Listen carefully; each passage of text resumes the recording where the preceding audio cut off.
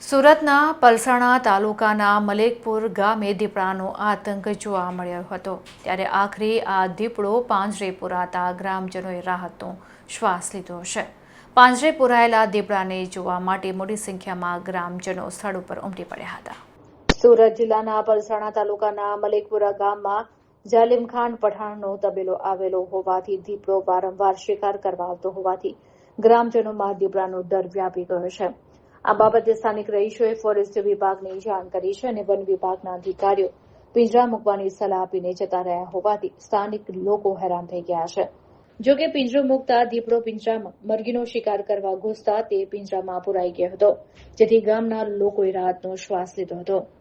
દીપડો પાંજરામાં પુરાતા મોટી સંખ્યામાં લોકો તેને જોવા માટે દોડી આવ્યા હતા।